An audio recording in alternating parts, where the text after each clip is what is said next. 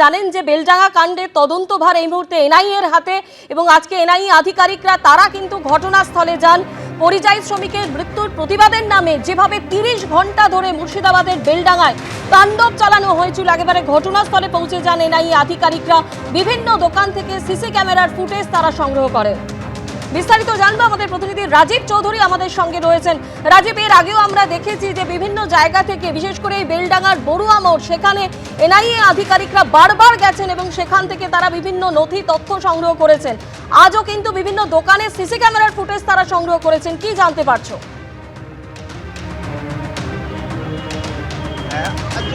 একেবারে বড়ুয়া বেলডাঙ্গা বড়ুয়া সেখানে তারা যান। সেদিন একটি হোটেল ভাঙচুর করা হয়েছিল, রাস্তার পাশের যে হোটেল, সেই হোটেলে তারা যান এবং হোটেলের যে কর্মচারী এবং যে ম্যানেজার রয়েছেন তাদের সেদিন কি ঘটনা ঘটেছিল তাদের সঙ্গে দীর্ঘক্ষণ ধরে কথা বলেন, তাদের বক্তব্য তারা নথিভুক্ত করেন। এছাড়াও একাধিক মোবাইলের দোকানে যান এবং সেখান থেকে সিসিটিভি ফুটেজ তারা জানার চেষ্টা করেন এবং ঠিক কি ঘটেছিল তাদেরকেও বয়ান নথিভুক্ত করেন। এবং রাস্তার পাশে যে সমস্ত সিভিক ভলেন্টিয়াররা রয়েছেন তারা সেদিনকে উপস্থিত ছিল কিনা বা তারা কিছু জানে কিনা তাদের সঙ্গে কথা বলেন। পাশের দোকান, যে ফলের দোকান, সেই দোকানগুলি বন্ধ ছিল না, তারা কিছু জানেন নাকি। একেবারে গ্রাউন্ড জিরোতে নেমে ইডি যারা আধিকারিক রয়েছেন তারা তথ্য সংগ্রহ করার চেষ্টা করছেন এবং সেখান থেকে নমুদ সংগ্রহ করার চেষ্টা করছেন এবং 17 তারিখ যে ঘটনা ঘটেছিল বড়ুয়া মোড়ে, সেই ঘটনার কোনো তথ্য সেখান থেকে তারা পাওয়া যায় কিনা এবং এর পিছনের কারণ কি, কেন এই ধরনের একটি ঘটনা ঘটানো হলো, সবটা তারা জানার চেষ্টা করছেন। এবং কার্যত তারা 1 ঘন্টারও বেশি সময় ধরে বড়ুয়া মোড়ে তারা একেবারে কার্যত চিরুনি তল্লাশি চালান এবং তাদের বিভিন্ন বক্তব্য নথিভুক্ত করেন এবং তাদের সেখান থেকে কিছু নমুনাও তারা সংগ্রহ করেন ইডি আধিকারিক যারা ছিলেন সেখানে। রাজীব, তুমি আমাদের সঙ্গে থাকো, সেই দিনের ছবি আপনাদের সামনে তুলে ধরবো। ঝাড়খণ্ডে পরিযায়ী শ্রমিকের মৃত্যুর প্রতিবাদের নামে যেভাবে ৩০ ঘন্টা ধরে মুর্শিদাবাদের বেলডাঙ্গায় তাণ্ডব চালানো হয়েছিল এবং সেদিন আপনারা জানেন যেমন রেল অবরোধ করা হয়েছিল, কিভাবে ভাঙচুর এবং তাণ্ডব চালানো হয়েছিল, সেই ঘটনাতেই এনআইএ তদন্তের নির্দেশ দিয়েছে কেন্দ্রীয় স্বরাষ্ট্র মন্ত্রক। আর আজকেও এনআইএ আধিকারিকরা তারা ঘটনাস্থলে আসেন সিসিটিভি ফুটেজ সংগ্রহ করতে।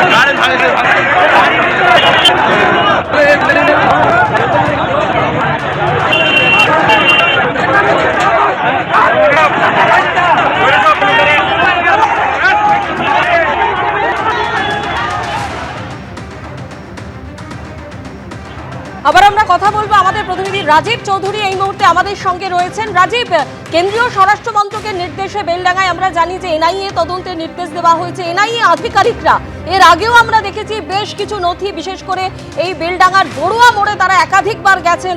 আজকেও তারা দোকান থেকে সিসিটিভির ফুটেজ সংগ্রহ করেছেন। আর কি জানতে পারছো?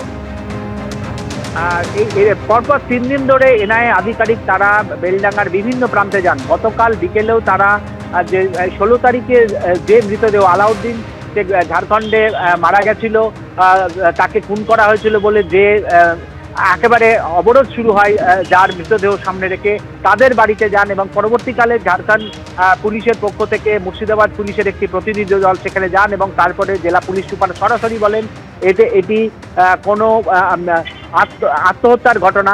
জেলা পুলিশ সরাসরি বলেন এবং ঝাড়খণ্ড পুলিশের কাছ সঙ্গে কথা বলে বলেন এবং সেই পরিবারের একেবারে বাড়িতে তারা গোপন জবানবন্দি গতকাল বিকেলে গিয়ে তারা সেখান থেকে তাদের কাছ থেকে নেন ঠিক কি ঘটনা ঘটেছিল এবং তাদের তাদের বয়ান নথিভুক্ত করেন ইডি আধিকারিকরা এবং আজ সকাল থেকেও কিন্তু একইভাবে তারা বিভিন্ন তথ্য সংগ্রহ করছেন। ধন্যবাদ।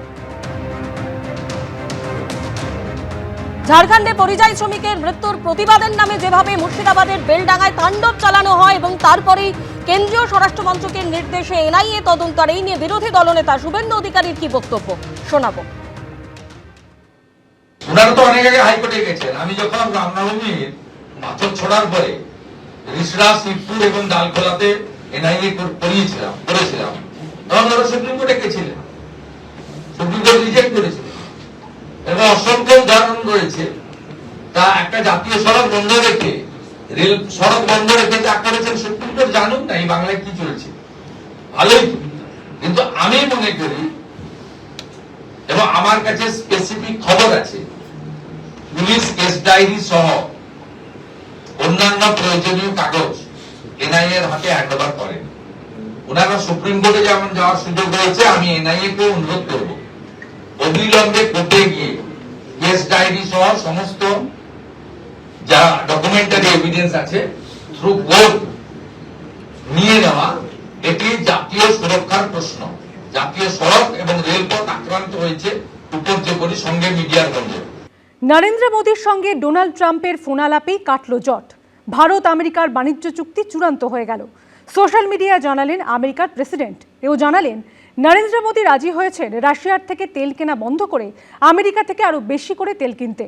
সম্পর্কের নতুন দরজা খুলে যাওয়ায় আমেরিকার প্রেসিডেন্টকে ধন্যবাদ জানিয়েছেন প্রধানমন্ত্রী নরেন্দ্র মোদীও।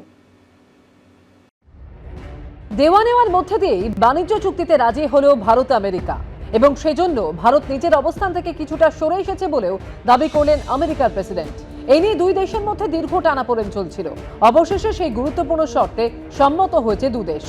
নিজস্ব সোশ্যাল মিডিয়া প্ল্যাটফর্ম ট্রুথ সোশ্যালে নরেন্দ্র মোদীকে খুব ভালো বন্ধু বলে জানিয়ে আমেরিকার প্রেসিডেন্ট ডোনাল্ড ট্রাম্প দাবি করেছেন ভারতের যে অবস্থানে তিনি সবচেয়ে বেশি অসন্তুষ্ট ছিলেন সেই অবস্থান থেকে ভারত সরে এসেছে। অর্থাৎ তারা রাশিয়া থেকে তেল কেনা বন্ধ করতে রাজি হয়েছে। দীর্ঘদিন ধরে রাশিয়া থেকে তেল কিনছিল ভারত, বেশ কম দামেই তেল পাচ্ছিল নয়াদিল্লি। কিন্তু ট্রাম্প বারবার দাবি জানাচ্ছিলেন রাশিয়া থেকে তেল কেনা বন্ধ করতে হবে ভারতকে। এই শর্ত আরোপের জন্য ভারতের উপর বিপুল শুল্কও চাপিয়েছিলেন তিনি, লাগাতার চাপ দিচ্ছিলেন। অবশেষে মোদী সরকার সেই শর্ত মানতে রাজি হয়ে গেছে বলে সোশ্যাল মিডিয়ায় দাবি করলেন ডোনাল্ড ট্রাম্প। অর্থাৎ ভারত আর রাশিয়ার থেকে অপরিশোধিত খনিজ তেল কিনবে না। সোশ্যাল মিডিয়ায় ডোনাল্ড ট্রাম্প দাবি করেছেন, সকালে ভারতের প্রধানমন্ত্রী নরেন্দ্র মোদীর সঙ্গে কথা বলে আমি সম্মানিত। তিনি আমার একজন মহান বন্ধু এবং ভারতের শক্তিশালী ও সম্মানীয় একজন নেতা। তিনি রাজি হয়েছেন রাশিয়া থেকে তেল কেনা বন্ধ করতে এবং আমেরিকা থেকে আরো বেশি করে তেল কিনতে এবং সম্ভবত ভেনেজুয়েলার থেকেও। প্রধানমন্ত্রী মোদীর প্রতি সম্মান ও বন্ধুত্ব থেকে আমিও তার অনুরোধ মতো আমেরিকা ও ভারতের মধ্যে অবিলম্বে বাণিজ্য চুক্তিতে রাজি হলাম। ভারতের উপর শুল্ক 25% থেকে কমিয়ে 18% করলাম। এরপর নরেন্দ্র মোদী সোশ্যাল মিডিয়ায় লেখেন, আজ বন্ধু ডোনাল্ড ট্রাম্পের সঙ্গে কথা বলে খুব ভালো লাগলো। আনন্দের সঙ্গে জানাচ্ছি ভারতে তৈরি পণ্যের ওপর শুল্ক কমে হচ্ছে 18%। এই ঘোষণার জন্য 140 কোটি ভারতবাসীর পক্ষ থেকে প্রেসিডেন্ট ট্রাম্পকে অসংখ্য ধন্যবাদ। বিশাল আর্থিক ক্ষমতা সম্পন্ন এবং বৃহত্তম গণতন্ত্রের দুই দেশ হাত মেলালে তাতে মানুষের লাভ হয় এবং পারস্পরিক সহযোগিতায় প্রচুর সম্ভাবনার দরজা খুলে যায়। গোটা বিশ্বের শান্তি, স্থিতিশীলতা এবং উন্নতির ক্ষেত্রে প্রেসিডেন্ট ট্রাম্পের নেতৃত্ব অত্যন্ত গুরুত্বপূর্ণ। শান্তি স্থাপনের ক্ষেত্রে তার চেষ্টার পাশে আছে ভারত। আমাদের সম্পর্ককে অন্য উচ্চতায় নিয়ে যেতে তার সঙ্গে হাত মিলিয়ে কাজ করার জন্য মুখিয়ে আছি। যদিও ভারত রাশিয়ার থেকে তেল কেনা বন্ধ করতে রাজি হয়েছে কিনা তা নিয়ে সোশ্যাল মিডিয়ায় কিছু বলেননি প্রধানমন্ত্রী নরেন্দ্র মোদী। এবিপি আনন্দ। এবিপি আনন্দ, এগিয়ে থাকে, এগিয়ে রাখে।